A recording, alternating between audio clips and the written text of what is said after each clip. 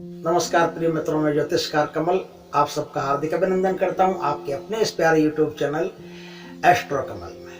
मित्रों, आज हम रामायण के जहां से रामायण शुरू होती है उसके 3-4 कुछ रहस्यमय प्रश्न हैं जिनको हम लेंगे आज।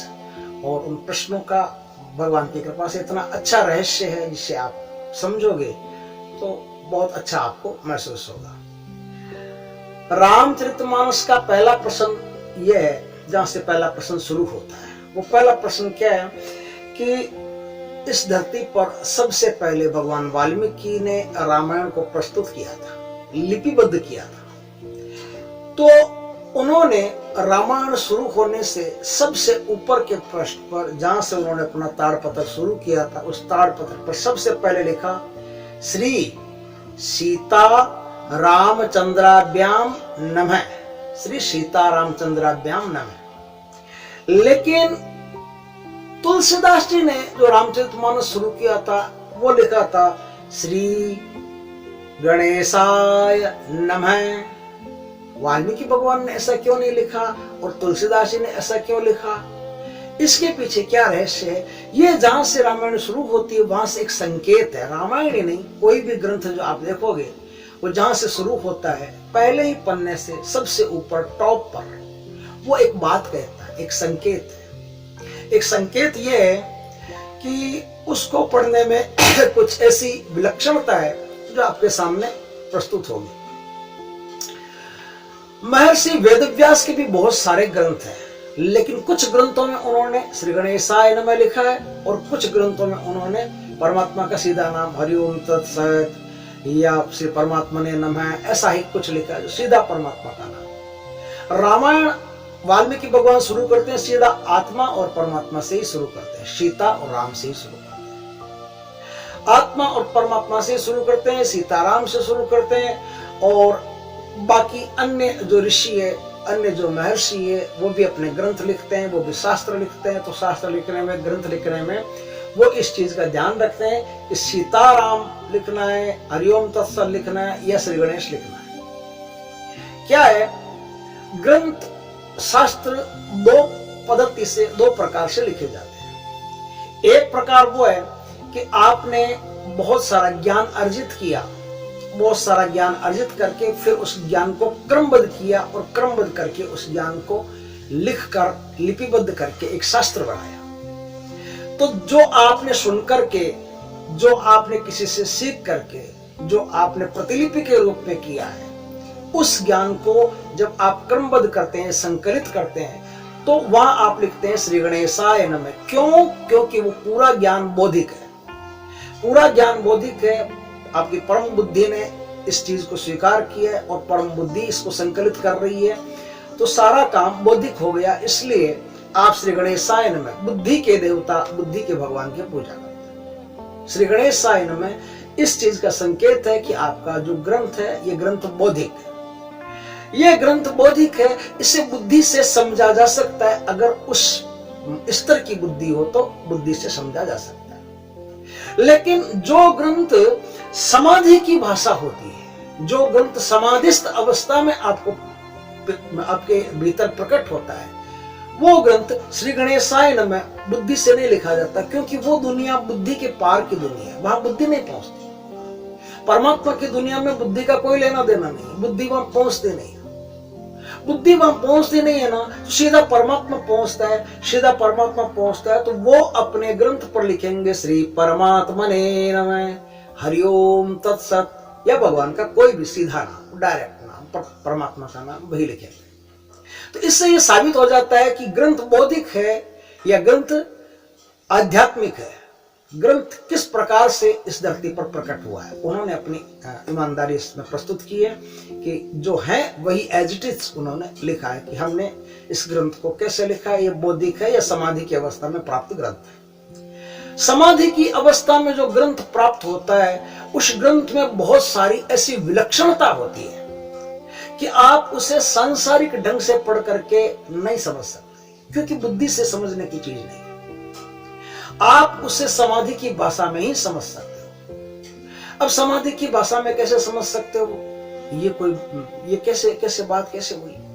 तो बात ऐसे हुई कि 2-3 इसमें बातें वो ध्यान में दे लेने की है, क्योंकि रामायण जब शुरू होती है तो इसके मातम में ऋषि लोग कहते हैं, आपस में बातचीत करते रहते हैं। वो बातचीत में शौनक जी है, सूत जी है, ये बातें करते हैं, ये पूछते हैं कि इस धरती पर कल्याण के लिए कलयुग में क्या होगा। क्योंकि जब मैंने रामायण पढ़ी थी तो मैं भी एक जगह स्तंभित रह गया था, उसमें लिखा हुआ था कि कलयुग के जीवों के उद्धार के लिए रामायण कहिए। कलयुग के जीवों का उद्धार कैसे होगा, क्योंकि कलयुग में ऐसा होगा, वेदोक्त मार्ग समाप्त हो जाएंगे। ऐसी बहुत सारी बातें लिखी हुई है, करीब 14 के आसपास बातें इसमें लिखी हुई है, जो खाली कलयुग से संबंधित है और किसी युग का उसमें कोई वर्णन नहीं है कि इस युग में ऐसा होगा, इस युग में ऐसा होगा, इस युग में रामायण ऐसा उद्धार कर देगी। तो उन्होंने लिखा कि कलयुग में जीवों का उद्धार कैसे होगा। तो कलयुग में जो जीवों का उद्धार कैसे होगा, तो उसके लिए हमें क्या करना पड़ेगा। रामायण का प्रयोग किस प्रकार से होगा, रावण किस प्रकार से उद्धार करेगी। तो ऋषि बातचीत में कहते हैं कि रामायण को सुनना चाहिए, रामायण को सुनना चाहिए। हमारे जो सुनना, आपसे मैं कहूं कि बातों को सुनो तो आप तो बस कान खड़ा कर लोगे भाई, और तो क्या है, हमारे पास सुनने की एक तो व्यवस्था है, सुनने की यही व्यवस्था है, कान, तो हम कान से सुन लेते हैं। जब रामायण लिखते समय रामायण के मातम में ऐसा कहा जाता है कि कुछ खास दिन है, कुछ खास महीने हैं, कुछ खास पक्ष है, उन पक्षों में, उन महीनों में, उन दिनों में ही रामायण को सुनना चाहिए। मुझे आश्चर्य इस बात पर हुआ कि फिर पढ़ना क्यों नहीं चाहिए। अगर सुनने का ही फल है, अगर सुनने से ही रामायण कल्याणकारी होती है, तो जो हमें तो सुनने का जैसे अवसर नहीं मिलता है कहीं, क्योंकि सुनेंगे कहाँ। हमारा सुनना जो सबसे ज्यादा नजदीक पड़ता है वो तो किसी पंडाल में जाके किसी कोई कथावाचक आता है उससे सुन लो आप, तो कथावाचक आता है उससे सुन लो किसी पंडाल में बैठ करके। लेकिन उसमें भी एक गड़बड़ है, कथावाचक तो नृत्य करवा देगा, रास रंग करवा देगा, ग्लिसरीन के आंसू निकाल के हाय सीते कर करके अपना समय गुजार करके पैसा इकट्ठा करके जेब में भर करके रवाना। लेकिन इससे कल्याणकारी बात कहाँ हुई। थोड़ी देर उछल कूद कर लेता है आदमी, ऊर्जा खत्म होती है, उसे कुछ रिलीफ मिलती है। आदमी कोई भी काम करो, थोड़ी देर जोरदार कसरत कर लो, कसरत करके बाद में बैठेगा, उससे एकदम रिलीफ महसूस होगा, आराम महसूस होगा, उसे ऐसा लगेगा बहुत अच्छा है। वही बात रामायण में होती है। इसमें पंडाल में बैठे हैं, हम सुन रहे हैं, वही बात हो रही है कि आपको लगता है कि सब कुछ ठीक है। कथाकार की कथा भी सुननी अच्छी बात है, यहां से सुनना भी अच्छा बात है। लेकिन रामायण में जिस सुनने की बात कही है वो सुनना अद्भुत है, वो सुनना ये सुनना नहीं है, वो सुनना किसी पंडाल में बैठ करके सुनना नहीं है, वो सुनना अद्भुत सुनना है। अद्भुत सुनना कैसे, अब मैं आपको बताता हूं अद्भुत कैसे सुनना, उसका नाम है। जर्मनी में एक कवि पैदा हुए, उस कवि का नाम था हेनरिक वाल्वेक। हेनरिक वाल्वेक बहुत सुंदर कविताएं लिखते थे प्रकृति पर, नेचर पर कविताएं लिखते लिखते हेनरिक वाल्वेक के मन में आया कि क्यों नहीं हम गॉड पर, परमात्मा पर, ईश्वर पर, सुपर नेचुरल पावर पर एक कविता लिखी। उन्होंने कविता शुरू कर दी। कविता शुरू तो कर दी, लेकिन अब आगे कविता बढ़ नहीं रही, अटक गई गाड़ी, समझ में नहीं आ रहा है क्या लिखे। हेनरिक वाल्वेक पहली बार जीवन में परेशान हुए। उन्होंने देखा कि मैंने अद्भुत से अद्भुत, बढ़िया से बढ़िया कविताएं लिखी है, लेकिन आज ऐसा क्या हो रहा है कि मेरी बुद्धि काम करना बंद कर रही है, कुछ समझ में नहीं आ रहा है, क्या लिखूं। हेनरिक वाल्वेक के पास एक मकान था, 2 मंजिल का मकान था, कोई नौकर नहीं था, धर्मपत्नी नहीं थी। उस मकान में वो अकेले रहते थे और एकांत में मकान था। एक रात हेनरिक वाल्वेक अपना भोजन बना के, भोजन करके, घुमाई फिराई करके शाम की रात को सो ही रहे थे, सो गए थे। सोने के बाद में हेनरिक वाल्वेक के साथ ऐसा होता है कि हेनरिक वाल्वेक के हाथ, पैर, शरीर सब काम करना बंद कर देते हैं, एकदम स्थगित हो जाते हैं। हेनरिक वाल्वेक सोचता है ये क्या हो रहा है मेरे साथ। अच्छा, अब मैं खोल के देखूं तो सही आंखें कि हुआ क्या है मेरे साथ। हेनरिक वाल्वेक आंखें खोलने की कोशिश करते हैं, लेकिन पलकें उठाना भी अब हेनरिक वाल्वेक के बस की बात नहीं। पलकें भी वो नहीं उठा सकता, आंखें भी नहीं खोल सकते। तो अब उसने सोचा कि हम तो कोई मर तो नहीं गए, हो क्या रहा है, सब कुछ ऐसे एकदम शांत शांत हो रहा है और मन एकदम शांति में पहुंच गया, बोल ही नहीं रहा है कुछ। हेनरिक वाल्वेक घबरा भी नहीं सकते थे, क्योंकि घबराने के लिए भी मन का होना आवश्यक है।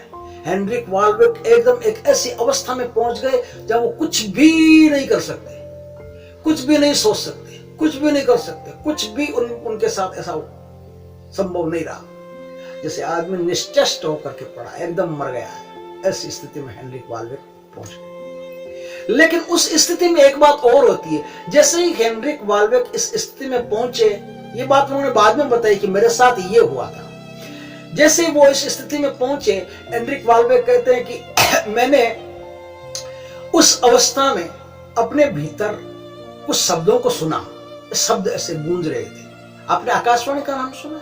आकाशवाणी होती थी, वो आकाशवाणी और कोई नहीं, यही आकाशवाणी। आकाश से और कोई नहीं बोलता, आकाश से तो मेघ बोलते हैं। यही आकाशवाणी है जो भीतर के चित्त के आकाश में परमात्मा की जो वाणी उद्घाटित होती है, प्रस्फुटित होती है, वो जो वाणी होती है ना, उसे आकाशवाणी कहते हैं। हेनरिक वाल्वेक की चित्त की जो आकाश की दुनिया है, जो अंतरिक्ष है, उसमें परमात्मा की वाणी शुरू हो गई। परमात्मा शब्द ब्रह्म है, तो उनके शब्द शुरू हो गए।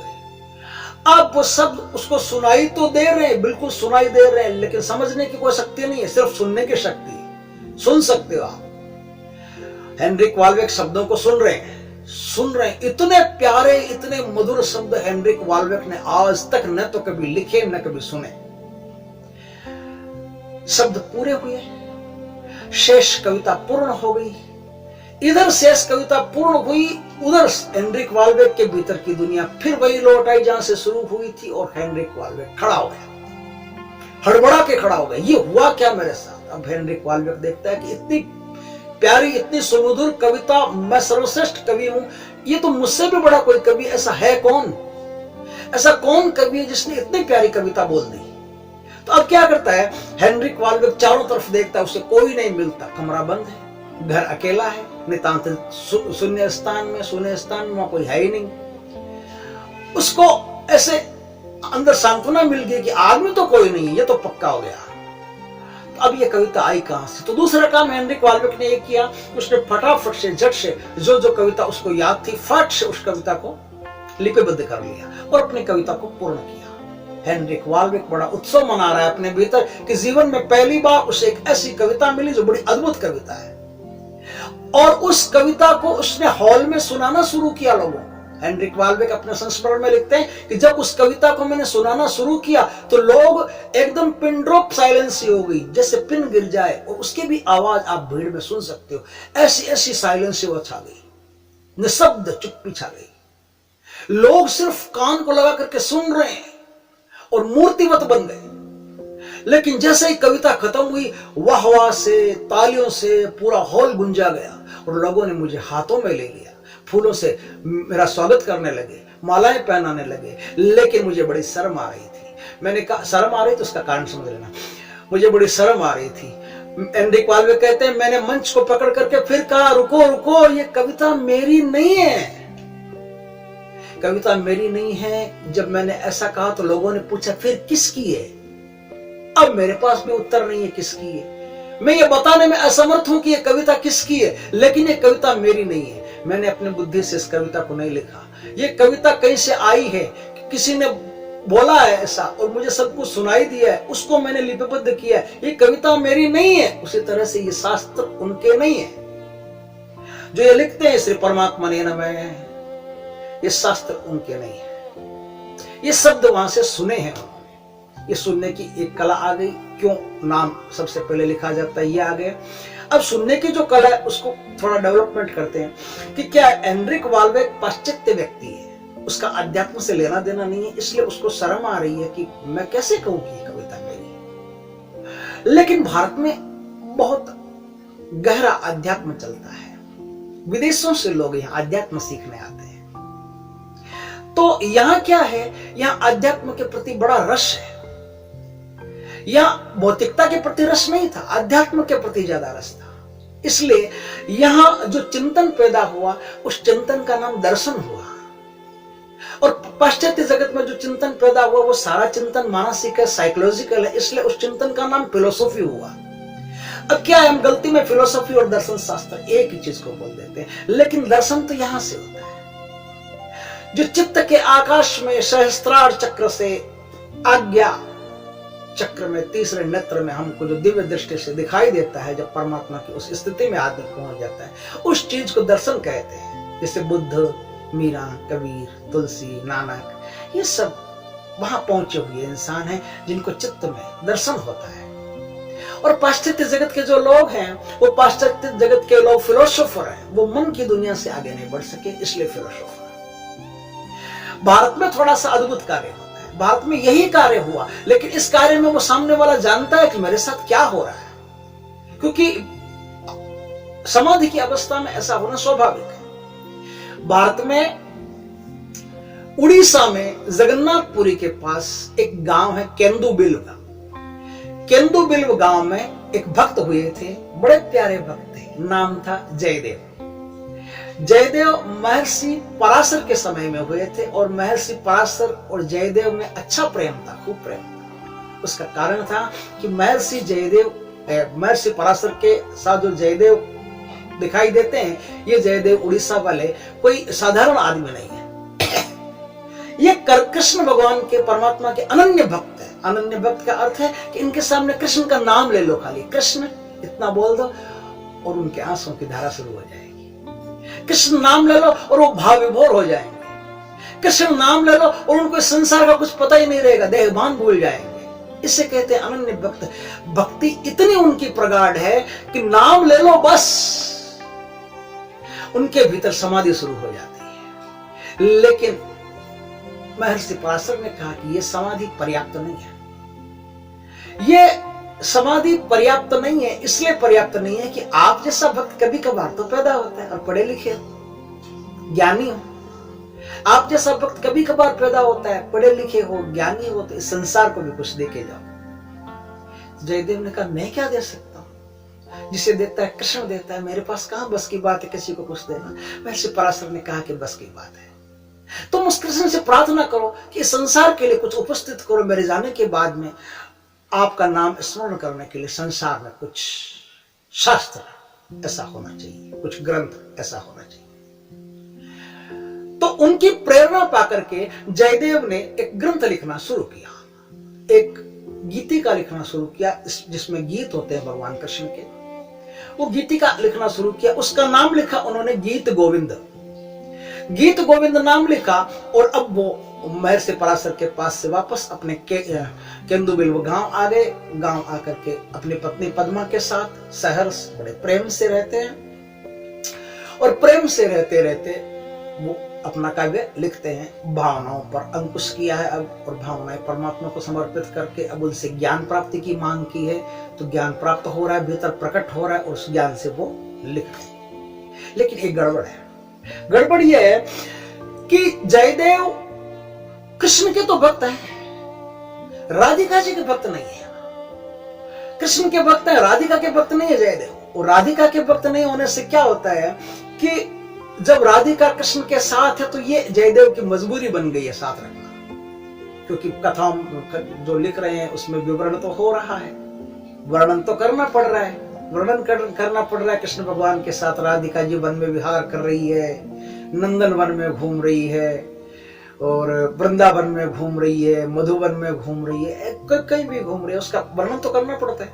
लेकिन वर्णन तो राधिका जी के साथ करना पड़ता है। कृष्ण भगवान तो अकेले जाते नहीं, राधिका जी साथ में होती है, गोपियां साथ में होती है। तो अब क्या गड़बड़ हुई? गड़बड़ यह हुई कि जयदेव को द्वैत दिखने लगा। जयदेव के मन में राधिका और कृष्ण अलग अलग आ गए। जबकि क्या होता है अनन्य भक्ति में, राधिका कृष्ण से कहीं अलग नहीं है। तुम कृष्ण का नाम ले लो, राधिका का आ गया, राधिका का ले लो, कृष्ण का आ गया, दोनों का साथ ले लो तो भी ठीक है, एक का नाम ले लो तो दोनों का आ गया। एक सिक्के को तुम किधर से भी पकड़ो, चित से पकड़ो या पट से पकड़ो, सिक्का पूरा ही हाथ में आएगा, अधूरा नहीं आएगा। तुम्हारे हाथ में चाहे चित से सिक्का आए चाहे पुट से सिक्का आए, उसी तरह तुम्हारे हाथ में राधिका जी आए या तुम्हारे हाथ में कृष्ण आए, दोनों में से कोई भी आए, उससे कोई फर्क नहीं पड़ता। राधिका का नाम लेते ही पूरा कृष्ण साथ में आ जाता है और कृष्ण का नाम ले ले राधिका कृष्ण दोनों साथ में आ जाते हैं। दो होते ही नहीं, दो होते हैं तो अलग अलग होते हैं। ये द्वैत खत्म नहीं हो रहा है।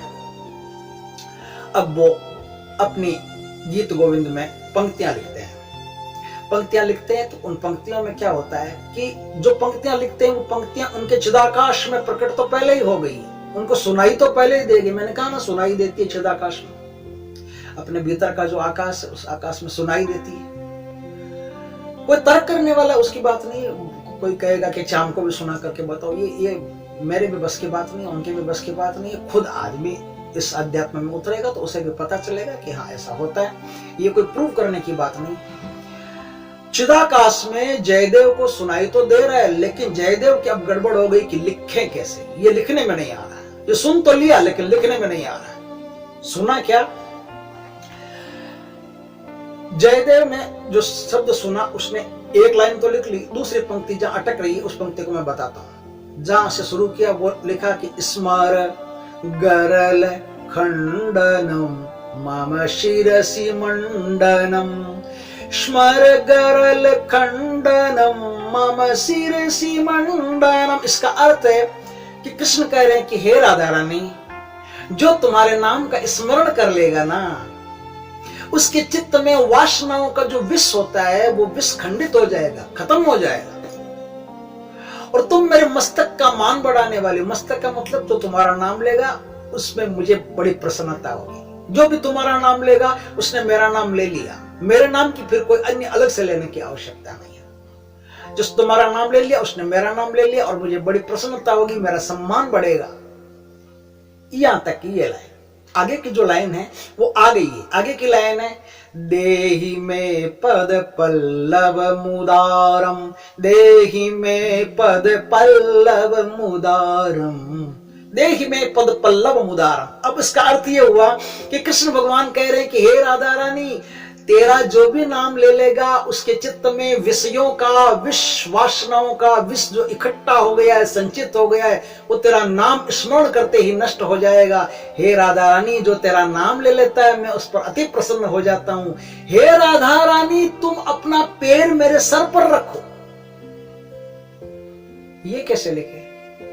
भक्त तो कृष्ण का है, कृष्ण का भक्त है जयदेव, राधा रानी का पैर सर पे कैसे? मेरे भगवान को सर पे पैर क्यों रखवा देंगे? ये क्या बात हुई? मेरे भगवान के सर पर राधा रानी पैर क्यों रख देगी? ये सेट नहीं बैठ रहा है, ये सेट नहीं बैठ रहा है। भगवान की भी समस्या होगी, दूसरा शब्द नहीं दे रहा है, क्योंकि परमात्मा ने जो दे दिया वो दे दिया। वहां प्रश्न नहीं खड़ा किया जा सकता, वहां कोई भी किंतु परंतु बुद्धि आपकी चलते नहीं है। या तो बुद्धि नहीं चलती और या बुद्धि ही चलती है, दोनों में से एक ही बात रहेगी। बुद्धि को आप बाद में चला सकते हो संयोजित करने के लिए, पंक्ति कहां कहां कैसे कैसे सेट करने, लेकिन पंक्ति वही रहेगी। तो परमात्मा ने दे तो दिया, जयदेव ने लिया नहीं, संकोच कर रहे लिखने में, तो जयदेव की सारी कहानी बंद हो गई। अब वहां से कुछ भी लिखना बंद हो गया, अब जयदेव को कुछ भी नहीं सूझ रहा है। अब जयदेव का होठ सूखने लग गया, चेहरा पीला पड़ने लग गया, थकने लग गया। पत्नी थी उनकी पद्मा, वो देख रही है कि इनकी हालत बड़ी गंभीर हो रही है, कर क्या रहे हैं? पत्नी ने कहा कि आप ऐसा क्या कर रहे हैं? कलम उठाते हैं, दवात उठाते हैं, गीत गोविंद को खोलते हैं, वापस बंद कर देते हैं, कलम को वापस रख देते हैं, दवात को वापस ऊपर रख देते हैं, बार बार ऐसा ही नाटक चल रहा है, ये कर क्या रहे हो? बोला मैं क्या करूं पद्मा, जो मैं नहीं लिखना चाहता हूं वो मेरे भीतर है, और जो मैं लिखना चाहता हूं वो मुझे पता नहीं है। पद्मा ने कहा ये पता नहीं है, पता है, इसको आप छोड़ो, समय हो गया है, आप गंगा स्नान करके आ जाओ। आप गंगा स्नान करके आओगे, तरोताजा आओगे, नहाओगे, तो हो सकता है कि उससे क्या है कि आपका चित्त एकदम खुलेगा, बुद्धि एकदम खुलेगी, तो हो सकता है उसमें कोई नई पंक्ति आ जाए, तो इसमें कोई बाद में लिख देना, आपको दिक्कत थोड़ी है, नई पंक्ति आ जाए तो वो लिख देना। जयदेव ने सोचा कि बात तो इनकी उचित लग रही है, ठीक है मैं जाता हूं। उन्होंने अपनी धोती सामान लिया और गंगा स्नान करने के लिए निकल गए। गंगा स्नान करने निकल गए, 2 ही मिनट नहीं हुए अभी पूरे, और 2 मिनट में जयदेव वापस आ गया। जयदेव वापस आके कहे कि अरे पद्मा पद्मा। बोले क्या? वो मेरी दबात लो, गीत गोविंद लो, ताड़पत्र लो। सारे ताड़पत्र मंगा लिए, गीत गोविंद मंगा लिया, कलम मंगा ली, दबात मंगा ली, सब मंगा ली। बोले अब तुम भोजन बनाओ जल्दी, भगवान को प्रसाद चढ़ाना। बोले आप इतनी जल्दी कैसे आगे? बोले नहीं, मैं यहाँ से निकल रहा था और निकलने के साथ ही मुझे लाइन याद आ गई, मैं वापस आ गया। अब जब तक ये है मैं फटाफट इसको लिख लेता हूं। पत्नी ने कहा ये काम बढ़िया है, क्योंकि ये एक जो लाइन अटक रही थी, आपको बहुत परेशान कर रही थी, मैं भोजन बना रही हूं, आप लिख लीजिए। जीवन में पहली बार पद्मा को उनके पतिदेव ने जयदेव जी ने भोजन बनाने का बोला था, वो बड़ी प्रसन्न हुई कि आज अपने मुख से बोले भोजन बनाने। बड़ा सुंदर भोजन बनाया। अब उसके भोजन में एकदम अद्वितीयता आ गई, माधुर्य आ गया, ऐसा ऐसा माधुर्य आ गया, अमृत फीका लगने लगा। इतना प्यारा भोजन बनाया। भोजन बनाया, जयदेव ने लाइन पूरी की। लाइन पूरी करके फिर गीत गोविंद को बंद किया, व्यवस्थित रखा, ऊपर रखा। बोला हाँ अब मुझे तृप्ति है। भगवान को भोग लगाया। भगवान को भोग लगा करके बोले कि मैं तो स्नान नहीं किया मैंने, तुम भोग लगा लो और मैं भी भोग लगा लेता हूँ। पहले मुझे भी भूख लगी है, मुझे भी खाना खाना है। तो वो भी, उनको भी भूख लगी थी, उन्होंने भी भोजन कर लिया। और पद्मा को बोली अब तो भोजन कर ली। तो भगवान के सामने जो थाली पड़ी थी ना, उस थाली का अब पद्मा भोग लगा रही है। पद्मा भोग लगा रही है। जयदेव ने कहा कि मैं भीतर के कक्ष में जाकर के सो रहा हूं। जयदेव भीतर के कक्ष में जाकर के सो गए। पद्मा उस भगवान की थाली से भोग लगा रही है। तभी जयदेव वापस आ रहे हैं। जयदेव ने कहा कि ये तो क्या कर रही है भगवान, आज तक विवाह के पश्चात एक दिन भी तुमने ऐसा नहीं किया कि तुम पति से पहले भोजन करो और तुम भगवान को भोजन भोग लगाए बिना भोजन करो। आज तुम ये अन्याय क्यों कर रही हो, ये तो अपराध है, क्या कर रही हो।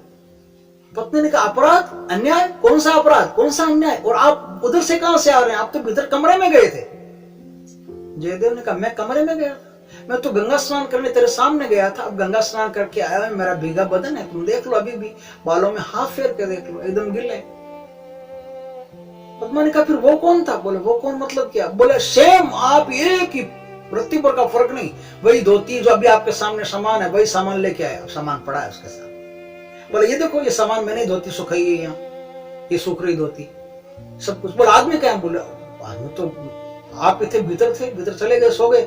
भीतर जाके देखे तो पुष्प पड़े हैं, परमात्मा गायब है। पुष्प पड़े, ऐसे पुष्प जो पारिजात के पुष्प, जिन्हें देख करके एकदम हर्षित हो गए। वो उन्होंने कहा कि ये तो बात अलग है।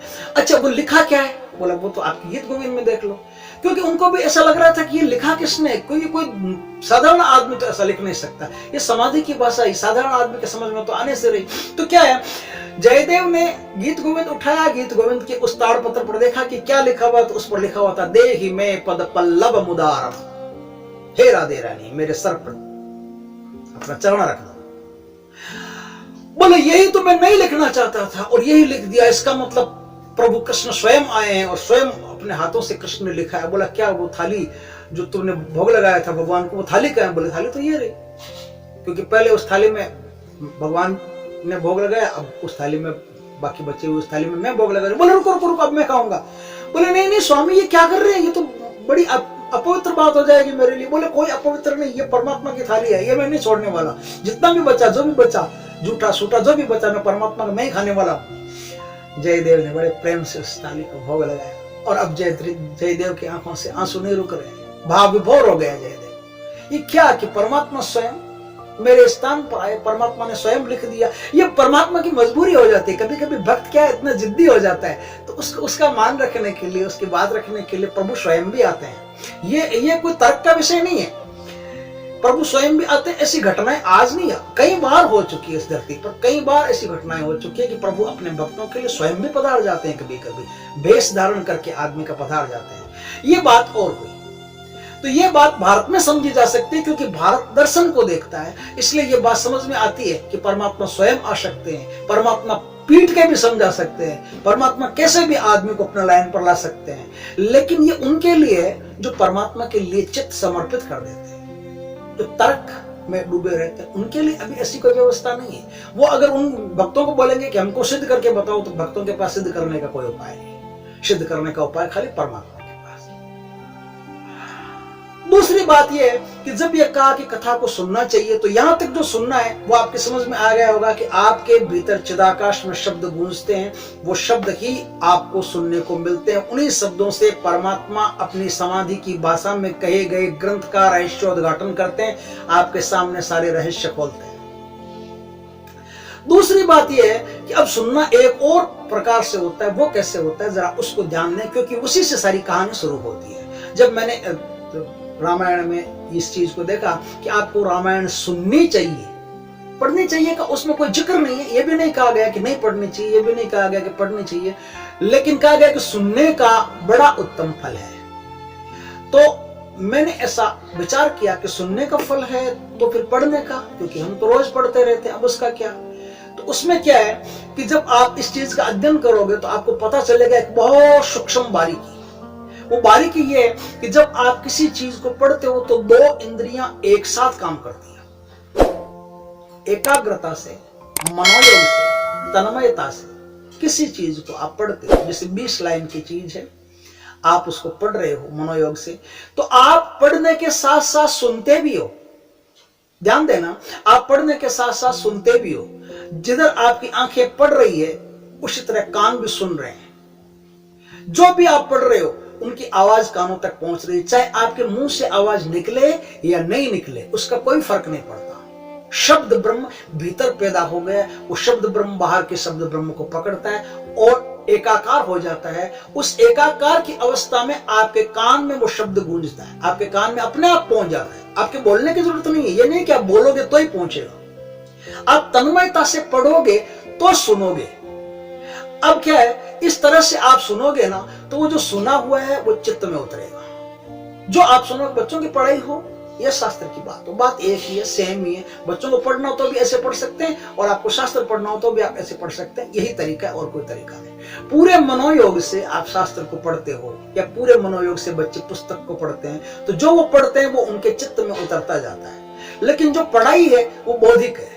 पढ़ाई बौद्धिक है इसलिए क्या है, उनकी बुद्धि की सीमा के अंदर वो रहती है, उनकी सारी पहेलियां सॉल्व हो जाती है, सब बात समझ में आ जाती है, उनको हर्ष होता है, खुशी होती है। लेकिन जो शास्त्र आप पढ़ते हो ये शास्त्र बौद्धिक ही नहीं है। बौद्धिक इसलिए कि अभी आप जो पढ़ रहे हो वो समझ रहे हो, ये कोशिश कर रहे हो, सारी बौद्धिक है, लेकिन ये पर्याप्त नहीं है। इससे ऊपर जो अध्यात्म की दुनिया, परमात्मा की दुनिया है, जहां बुद्धि काम नहीं करती, समाधि काम करती है, तो ये शब्द क्या है, आपके भीतर चित्त में जब उतरते हैं तो चित्त में इन शब्दों का मंथन शुरू हो जाता है और चित्त में वस्पीकृत होकर के शब्द वापस परमात्मा की दुनिया में जाते हैं। और परमात्मा की दुनिया से क्या होता है कि अब आपके जो शब्द भीतर है उन शब्दों का रहस्य का रत्न प्रकट होना शुरू हो जाता है। समुद्र मंथन से रत्न निकलते हैं ना 14, और रत्न यहीं से भी निकलते हैं। उन शब्दों से रहस्य के रत्न प्रकट होना शुरू हो जाते हैं। अब आपको धीरे धीरे सब पता लगने लगता है कि कहा क्या है क्या, तत्व ज्ञान क्या है, सब बातें परमात्मा आपके सामने प्रकट करता रहता है। ये परमात्मा की कृपा है। तो जहां हरिओम तत्सत ऐसा कुछ लिखा हुआ होता है वो चीज कृपा साध्य है, और जहां श्री गणेशाय नमः लिखा हुआ है वो श्रम साध्य है, बुद्धि साध्य है, बौद्धिक है, उसे बुद्धि से समझा जा सकता है। लेकिन जहां लिखा हुआ है परमात्मा का सीधा नाम, चाहे वो वैकुंठाधिपति भगवान विष्णु का नाम हो या कृष्ण का नाम हो या राम का नाम हो या सीताराम हो, जहां प्रभु का सीधा नाम लिखा होता है वो चीज बौद्धिक नहीं होती, वो चीज समाधि की अवस्था में ही आपको प्राप्त होती है। और ये कब होता है, जब आप रामायण पढ़ करके और एकदम शांत अवस्था में हो जाते हो, तब आपके भीतर में जो रामायण के पढ़े हुए शब्द हैं वो शब्द भीतर आकाश में, जो चित्त का आकाश है उससे आपके सामने आकाशवाणी की तरह प्रकट होना शुरू हो जाते हैं। उनके रहस्य आपको भगवान परमात्मा बताते रहते हैं। यहां तक ये बात हुई कि आप किस तरह से सुन सकते हो रामायण को, किस तरह से सुनना चाहिए। लेकिन अब जो महत्वपूर्ण बात है वो बात यह है कि कब सुनना चाहिए। यहां तक तो आपने रामायण में नामों का ऊपर जो सबसे पहले नाम शुरू होता है उसका क्या अर्थ होता है ये समझ लिया।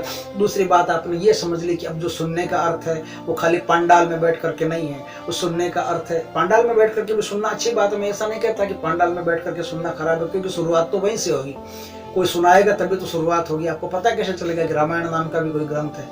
तो पंडाल में बैठ के सुनना भी अच्छी बात है, कोई खराब बात नहीं है, लेकिन सब कुछ नहीं है। सब कुछ आप स्वयं पढ़ोगे या परमात्मा आप पर कृपा करेंगे, कोई न कोई ऐसा आपको धरातल मिल जाएगा जिससे रामायण आपके भीतर उतर सके, तो क्या है कि वहां से आपका प्रोग्राम शुरू होगा। आगे मैं ये बात कर रहा था कि रामायण को आपने यहां तक तो देख लिया कि कैसे सुनना है। सुनोगे तो दो बातें होगी, क्योंकि क्या होता है, अहंकार हमेशा ही इनपुट में शुरू होता है, आउटपुट में शुरू होता है, इनपुट में शुरू नहीं होता। आपका बोलना आउटपुट है, आपका सुनना इनपुट है। आपके श्रवणेंद्रियां सारा काम बाहर से भीतर की तरफ करती है, लेकिन मुंह काम बाहर भीतर से बाहर की तरफ करता है। मुंह कोई भी शब्द बोलता है, जीभ कोई भी शब्द बोलती है तो ये भीतर जो फेफड़ों को टकराने से आवाज बनती है, ये आवाज बाहर निकलती है, यहीं से अहंकार पैदा होता है। सुनते हो उससे अहंकार पैदा नहीं होता। उसमें एक बात होती है कि आपने सुना है तो हमेशा ही दूसरे से सुना है, और जब आप पूर्ण मनोयोग से रामायण पढ़ते हो तो आपको इस रहस्य का पता चल जाता है कि आपकी दो इंद्रियां दोनों बराबर अलग अलग काम कर रही है। आप दृष्टा बन करके जब देखते हो तो वाकई आपको पता चल जाता है कि कान अपना काम कर रहे हैं, मुंह अपना काम कर रहे हैं। मुंह अपना काम कर रहा है, वो बोल रहा है। आंखें अपना काम कर रही है, वो देख रही है। समझे ना बात को? आंखें अपना काम कर रही है, वो बाहर की चीज को देख रही है। लेकिन कान अपना काम कर रहे हैं, वो बाहर की चीज को सुन रहे हैं, बाहर की चीज को भीतर ला रहे हैं। और भीतर अगर वही चीज है तो अगर कोई चीज आपके बाहर से आई और समझ में नहीं आई तो भीतर की दुनिया में उसका आराम से समझ सकते हो। तो यहां तक आपने ये समझ लिया कि यहाँ अहंकार पैदा नहीं होता है सुनने से, बोलने से अहंकार पैदा हो सकता है। इसलिए बोलना इतना इंपॉर्टेंट नहीं है, इतना महत्वपूर्ण नहीं है जितना सुनना इंपॉर्टेंट है। तो यहां तक ये बात हमारी पूर्ण होती है। लेकिन आगे जो बात है वो इससे भी ज्यादा गंभीर है। आगे उन्होंने कहा है कि रामायण को सुनने के लिए, मैंने कहा पढ़ने का तो कोई जिक्र किया नहीं, सुनने का जिक्र किया तो बता दिया किस तरह से सुनोगे। रामायण को सुनने के लिए ऋषियों ने बताया कि 3 ही महीने हैं साल में। एक साल में 3 महीने, इन 3 महीनों को पकड़ के रखना, इसका अर्थ वो हम अभी बात करेंगे उस पर। 3 ही महीने, वो 3 है कार्तिक, माघ और चैत्र। लेकिन इतना ही पर्याप्त नहीं है। कार्तिक, माघ और चैत्र है, ये भी पर्याप्त नहीं है। इसमें भी क्या है, शुक्ल और कृष्ण 2 पक्ष होते हैं। कृष्ण पक्ष को छोड़ना पड़ता है, शुक्ल पक्ष में ही सुनना पड़ता है। अब ये शुक्ल पक्ष भी मैं तो नहीं रखता। अब ये शुक्ल पक्ष में भी 9 दिन है, प्रतिपदा से लेकर के नवमी तक, 1 से लेकर के 9 तक। इन 9 दिनों में आपको रामायण का पारायण सुनना चाहिए। अब ये क्या बात हुई, 10वें दिन किसी आदमी की इच्छा हो रही, वो नहीं सुनेगा, वो कैसे सुनेगा? 9 दिन में तो पूरी हो जाती है, 10वां दिन तो उसकी जिंदगी में होता ही नहीं, फिर लाएगा कहां से? 10वें दिन अगर सुनना चाहे तो कैसे सुनेगा? और कृष्ण पक्ष में सुनना चाहे तो कैसे सुनेगा? और 3 ही महीने का क्यों? अगर कोई आदमी कार्तिक के पहले महीने में उसको पता चल जाता है, डॉक्टर कह देते हैं भैया तुम्हारी तो लास्ट डेट यही है, इसके बाद में तुम एक्सपायर हो जाओगे, वो कहेगा कि एक्सपायर होने से पहले दवा का उपयोग तो कर लूं, कम से कम एक बार रामायण तो सुन लूं। लेकिन ये महीना तो कार्तिक नहीं है, ये महीना तो चैत्र नहीं है, ये महीना तो माघ नहीं है, तो क्या उस रामायण को उसको कोई फल नहीं होगा? बिल्कुल होगा। ये जो महीने बताए गए हैं ये एक खास स्थिति है, उस स्थिति में ही आप रामायण को सुन सकते हैं। पहली बात तो ये कि जब ऐसा कहा जाता है कि रामायण को आप चैत्र के महीने में सुनोगे, रामायण को माघ के महीने में सुनोगे और रामायण को कार्तिक के महीने में सुनोगे, ये 3 महीने हैं। अब इन 3 महीनों का हम अर्थ देखते हैं कि इन 3 महीनों के बारे में क्यों कहा गया है। 3 नहीं, पूरे 12 ही महीने हैं, पूरे 365 दिन ही है, न कृष्ण है न शुक्ल है, कोई कुछ नहीं। जब भी परमात्मा का अवसर मिले, आपको 1 सेकंड का भी अवसर मिले, उसमें भी आप 1 अक्षर भी रामायण का पढ़ लो ना, तो वो भी आपके लिए महत्वपूर्ण है, वो भी बराबर फलदायी है। मैं फलदायी कह रहा हूं तो आप बाहर के फल मत पकड़ना, मैं फलदायी कह रहा हूं तो भीतर के फल आप पकड़ना। आपका सारा जो वृक्ष है वो भीतर खड़ा है, बाहर ऐसा कोई वृक्ष नहीं और बाहर से कोई फल नहीं। उसके लिए तो काम करना पड़ेगा, मेहनत करनी पड़ेगी, धंधा करना पड़ेगा, वो करो। आप सोचते हो कि रामायण पढ़ने से अरबपति हो जाओगे, नहीं होगे। रामायण पढ़ने से अरबपति से 1000 गुना ऊपर हो जाओगे, ये अलग बात है, लेकिन अरबपति नहीं होगे, धनवान उससे होना संभव नहीं है। उसके लिए तो आपको मेहनत करनी पड़ेगी, काम करना पड़ेगा, दुकान करनी पड़ेगी, वो सब करना पड़ेगा।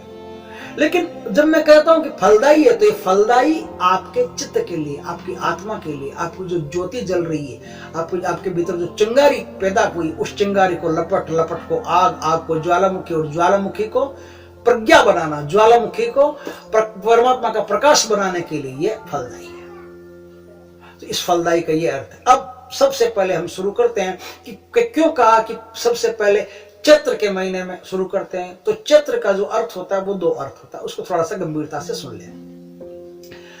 चैत्र का अर्थ होता है चित्रों का संयोजन, चित्रों का समूह, चित्रों के समूह को चैत्र कहते हैं। रात जब आप सोते हो तो नींद में जो सपना आता है वो सपना चित्रों की भाषा में आता है। आपके जीवन में जो कोई विचार आता है वो चित्रों की भाषा में आता है। आप किसी स्त्री के बारे में सोच रहे हो, तुरंत स्त्री का चित्र आपके सामने प्रकट हो गया। आप किसी गाड़ी के बारे में सोच रहे हो, तुरंत गाड़ी आपके विचार में आ गई। आपके विचार में चित्र चलते रहते हैं, है ना। आपको सपने में ऐसा लगता है कि उसने कुछ कहा होगा, विचार में भी ऐसा लगता है कि ये कुछ कहा होगा, लेकिन वो सारे विचार चित्रों की भाषा में, वो सारे सपने चित्रों की भाषा में। इन चित्रों का जहां समूह पैदा हो जाता है, एक के बाद जहां चित्र आते रहते हैं, जाते रहते हैं, आते रहते हैं, जाते रहते हैं, उस स्थिति का नाम है मन। तो जब कहते हैं कि चित्र में सुनो, तो इसका अर्थ है कि पूरा मन वहां आप समर्पित करके सुनो, पूरा मन लगा करके सुनो। क्योंकि क्या होता है, सुनने में श्रद्धा है, सुनने में श्रद्धा पैदा होती है, बोलने में अहंकार पैदा होता है, बोलने में अहंकार पैदा होता है, सुनने में श्रद्धा पैदा होती है। इसलिए कहते हैं कि पूर्ण मनोयोग से सुनो। चित्र का अर्थ है पूर्ण मनोयोग से सुनो। दूसरा चित्र का अर्थ है, चित्र का अर्थ होता है चेत। चेत का मतलब होता है जागरूकता। जागरूकता, पूर्ण जागरूकता, अपनी पूर्ण चैतन्य अपना परमात्मा को समर्पित करके फिर इस कथा को श्रद्धा भाव से सुनो। ये एक महीना हुआ। दूसरा महीना ये हुआ कि जो एक तो चित्र है, एक माघ का महीना है। तुमने कहा माघ का महीने का क्या अर्थ है? माघ के महीने का अर्थ ये है कि जो विनम्रता पूर्वक पंडित होता है, विनम्रता पूर्वक ज्ञानी होता है, जो ज्ञान में सर्वश्रेष्ठ और विनम्रता युक्त होता है, उसको माघ कहते हैं। आपने दो शब्द सुने, एक तो माघ सुना है, एक घाघ सुना है। घाघ का मतलब आप जानते हो। घाघ का मतलब आदमी विद्वान तो है, होशियार तो है, समझदार तो है, बुद्धिमान तो है, लेकिन विनम्र नहीं है, उद्दंड है। विनम्र नहीं है, चालू है। विनम्र नहीं है, चालू है आदमी, इसलिए उसको बोलते हो घाघ। लेकिन जो आदमी ज्ञानी है, विद्वान है, होशियार है, समझदार है, लेकिन विनम्र है, वो आदमी है माघ। हमारे देश में कई कवियों को माघ कवि की उपाधि दी जाती थी। माघ कवि, माघ कवि का अर्थ होता है विनम्रता युक्त, पांडित्य युक्त, विनम्रता युक्त, पांडित्य युक्त, बुद्धिमत्ता युक्त, परम विद्वान, उसको माघ बोलते हैं। जब आप परमात्मा की कथा सुनो तो अपनी पूरी बुद्धि वहां सेट करके रखो। क्या है कि आप अपने हाथ से आकाश के मेघ को छू तो नहीं सकते, लेकिन हाथ इकट्ठा करके अंजलि में बारिश को ले सकते। आप बुद्धि से परमात्मा को प्राप्त तो नहीं कर सकते, लेकिन परमात्मा जो देता है उसे बुद्धि से ग्रहण कर सकते हो। इसलिए अपनी बुद्धि को आप परमात्मा के सामने ऐसे अंजलि की तरफ फैलाए रखो, और तब कहते हैं कि माघ के महीने में सुनो, विद्वत्ता पूर्वक सुनो, ज्ञान पूर्वक सुनो, बुद्धिमत्ता पूर्वक सुनो, अपनी बुद्धि का पूर्ण उपयोग करो, और तब सुनो। दूसरा महीना हो गया। तीसरा महीना हुआ कार्तिक। कार्तिक का अर्थ होता है रचना। रचना मतलब जैसे कोई आदमी कोई काम करता है, तो वो काम कर चुका होता है, तो उस काम को बोलते हैं रचना। वो उसकी रचना है, उसकी कृति है, तो उसका इस संसार में कौशल है, उस चीज को आप बोलते हैं कृति, रचना। तो जब आपको कहा जाए कि कार्तिक में सुनो, तो कार्तिक में सुनो का अर्थ है कि आपको परमात्मा की कृति सुननी है। जब जो परमात्मा कृत्य करते हैं, जो परमात्मा काम करते हैं, उस काम को आपको सुनना है, कृति को सुनना है। जो परमात्मा आपके भीतर शब्द पैदा करते हैं, वो शब्द परमात्मा की कृति है, रचना है। उस रचना को आपको लेना है, स्वीकार करना है। तो रचना परमात्मा की रचना आप जब स्वीकार करते हो, तो उसको आप कार्तिक बोल सकते हो। कार्तिक का अर्थ होता है रचना, कृति, ऐसा। ये हो गई, ये तीनों महीने हो गए। अब उसमें कहा गया है कि आपको शुक्ल पक्ष में सुनना है, कृष्ण पक्ष में उसका कोई जिक्र नहीं है, शुक्ल पक्ष में सुनना है। तो शुक्ल पक्ष का अर्थ क्या हुआ? शुक्ल पक्ष का अर्थ हुआ कि आपको पूरा जाग करके सोना है, सुनना है, नींद में बैठे बैठे नहीं सुनना है।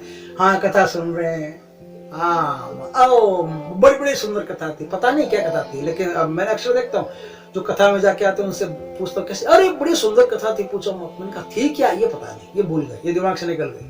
तो जो दिमाग से निकल गई है ना, ये प्रमाद है, ये आलस है, ये दिमाग में घुसने ही नहीं देता, निकल गई क्या।